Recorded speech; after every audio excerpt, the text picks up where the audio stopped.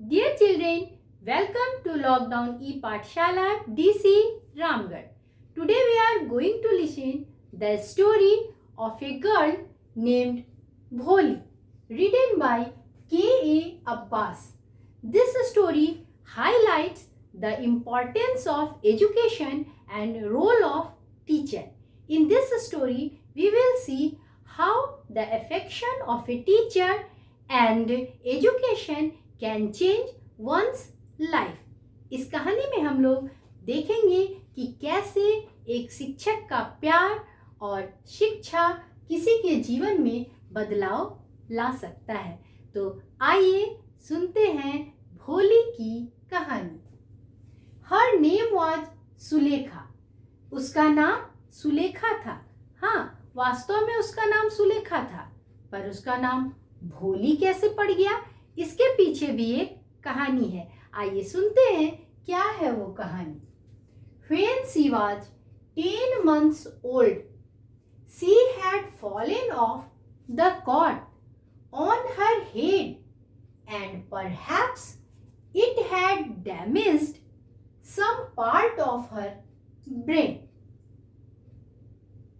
जब वह 10 महीने की थी, वह गिर गई थी चारपाई से अपने सिर के बल और शायद इसी कारण उसके दिमाग का कुछ हिस्सा क्षतिग्रस्त हो गया था। वो मंदबुद्धि रह गई थी।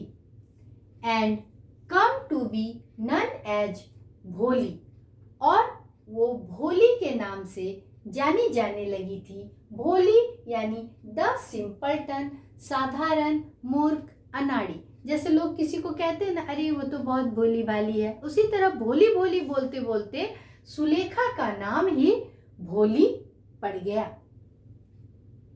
इतना ही नहीं, और आगे क्या हुआ उसके जीवन में देखते हैं हम लोग।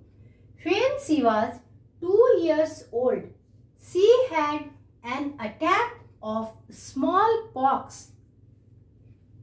जब वह 2 साल की थी, तब उसे चेचक हो गया।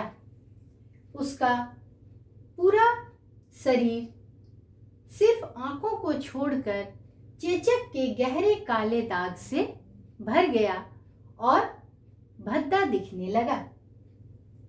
She stammered and children made fun of her and mimicked her. इतना ही नहीं, और क्या हुआ, वह हकलाती थी और बच्चे उसका मजाक उड़ाते थे और उसकी नकल करते थे। नंबरदार Ramlal had 7 children, 3 sons and 4 daughters, and the youngest of them was भोली।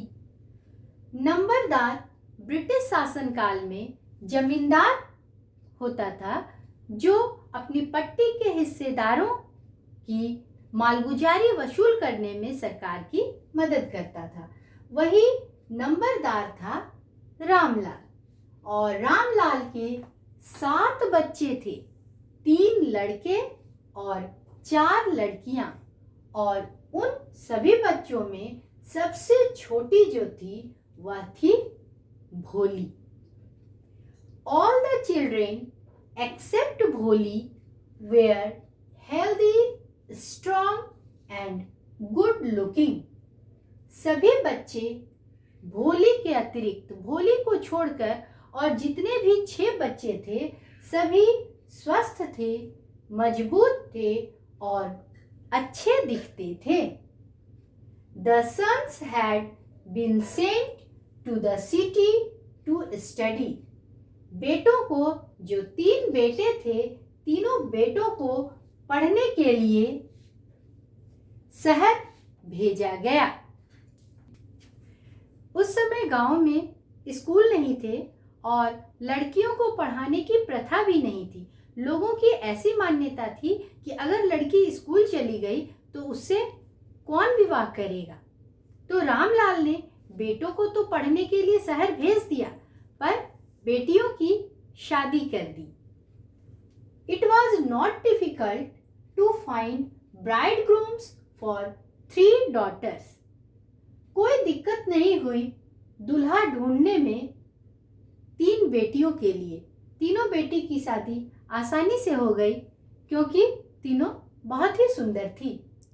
But Ramlal was worried about Bholi because she had neither good looks nor intelligent.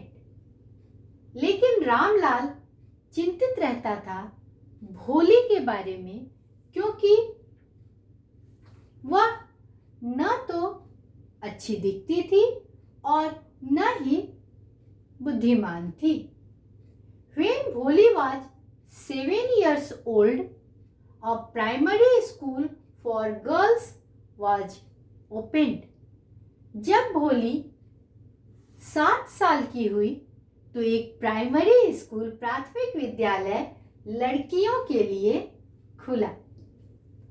The tehsildar Saheb told Ramlal to must send his daughter to school.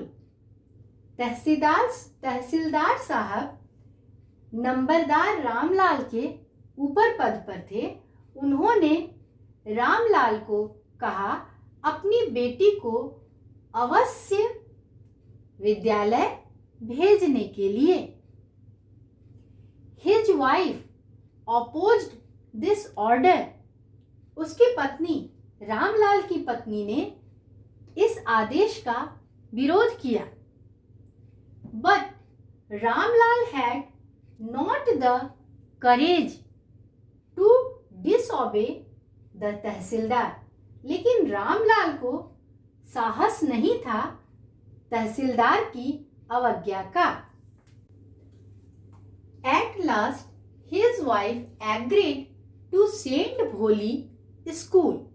As it was, there was little chance of her getting married with her ugly face and lack of sense.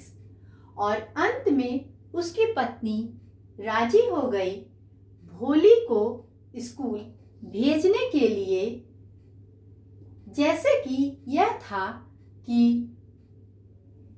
उसके विवाह की कम ही संभावना थी।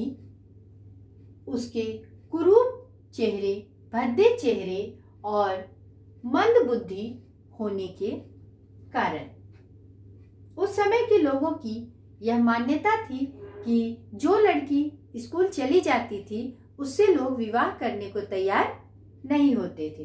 तो उसकी माँ को लगा कि ऐसे भी चेहरा खराब है, मंद बुद्धि है, उसकी शादी तो होगी नहीं, कम ही संभावना है शादी की, तो चलो उसको स्कूल भेज ही देते हैं। उसे इसलिए स्कूल भेजने को वो राजी नहीं हुई कि वो कुछ शिक्षा हासिल कर ले, कुछ ज्ञान हासिल कर ले, लेकिन इसलिए राजी हुई कि इसका विवाह तो ऐसे भी नहीं हो सकेगा और चलो स्कूल ही भेज देते हैं, यह अध्यापकों के सिर की दर्द बनी रहेगी।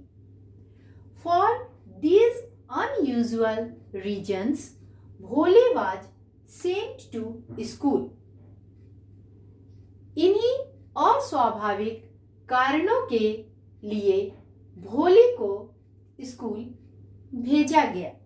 उसके पिता ने कहा कि इसे अच्छी तरह से तैयार कर दो, नहला धुलाकर साफ वस्त्र पहना दो, बाल में तेल लगाकर झाड़ दो, नहीं तो विद्यालय के अन्य बच्चे और शिक्षक हमारे बारे में क्या सोचेंगे। क्योंकि उसके भद्दे चेहरे और मंद बुद्धि के कारण घर में वो उपेक्षित रहती थी, माता पिता भी उस पर ध्यान नहीं देते थे। उसकी माँ न तो उसे अच्छे से तैयार करती थी और न ही उसके बालों में कंघी करती थी।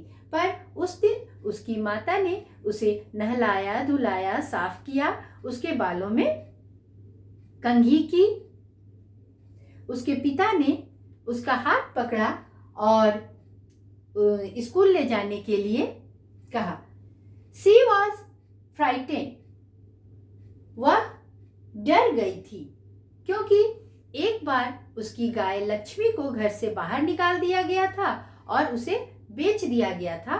भोली को कुछ वैसा ही महसूस हुआ, पर जब उसे वस्त्र पहना दिया गया, नए वस्त्र क्या, अपनी ही बड़ी बहन के जो वस्त्र छोटे हो गए थे, पुराने हो गए थे, उसी वस्त्र को उसे पहना दिया गया और अच्छे से तैयार कर दिया गया, तो भोली को ऐसा महसूस हुआ कि मैं घर से किसी अन्य श्रेष्ठ अच्छी जगह पर ले जाई जा रही हूँ, और वह स्कूल जाने को तैयार हो गई। आज की कहानी यहीं तक, और अब इससे कुछ रिलेटेड क्वेश्चंस हैं जो बहुत ही इजी हैं और आपको उसका सारा आंसर इसी स्टोरी में मिल जाएगा। Question number 1, who was the writer of the story Bholi? Bholi कहानी के लेखक कौन थे? Question number 2, what was her actual name and why she came to be known as Bholi? उसका वास्तविक नाम क्या था और क्यों वह भोली के नाम से जानी जाने लगी? Question number 3, why is Bholi's father worried about her? क्यों भोली के पिता उसके लिए चिंतित रहते थे? Question number 4, for what unusual reasons is भोली सेंट टू स्कूल? किस अस्वाभाविक कारणों के लिए भोली को स्कूल भेजा जाता है? है ना इजी क्वेश्चंस? Thank you.